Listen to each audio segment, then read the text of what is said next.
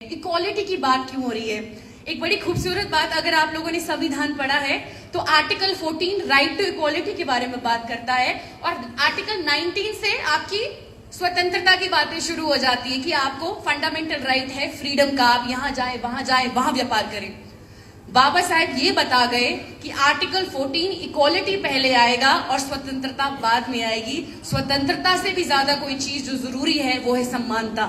इसीलिए बाबा साहेब ने जब कॉन्स्टिट्यूशन लिखा तो आर्टिकल 14 पहले डाला कि इक्वालिटी होना बहुत जरूरी है।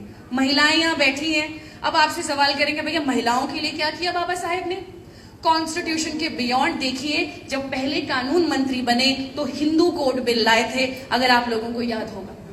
हिंदू कोड बिल में यह बात की गई कि जो आज की सरकारें यूनिफॉर्म सिविल कोड देने की बात करती है कि हम लोग इस तरह का लॉ लाएंगे, चाहे धर्म कोई भी हो, चाहे जाति कोई भी हो, वहां के पुरुष और महिला को एक ही प्रकार का रूल लॉ करेगा, उसको बोलता है यूनिफॉर्म सिविल कोड। अब ये बात आज हो रही है और बाबा साहेब इसको 1950s में कर रहे हैं कि मैं चाहता हूं महिलाओं के अधिकार सुरक्षित रहें।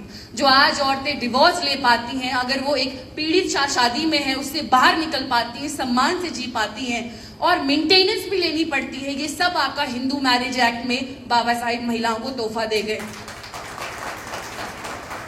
हिंदू सक्सेशन एक्ट में महिलाओं को प्रॉपर्टी इनहेरिट करने का कुछ भी नहीं था।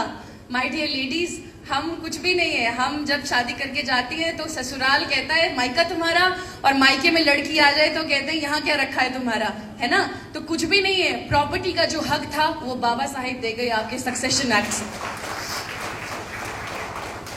कई बार बच्चों का फॉर्म भरते हुए पिता का नाम पूछा जाता है, मोस्टली पिता का नाम, और ये हक भी नहीं थे औरतों को कि वो उनकी नेचुरल गार्डियन बन सके। माइनॉरिटी एंड गार्डियनशिप एक्ट जो कि हिंदू कोड बिल का हिस्सा था, उससे महिलाओं को ये अधिकार मिला कि वो अपने बच्चे की नेचुरल गार्डियन हो सकती है, पिता हो चाहे ना हो। इस प्रकार के अधिकार बाबा साहेब आपको दे गए।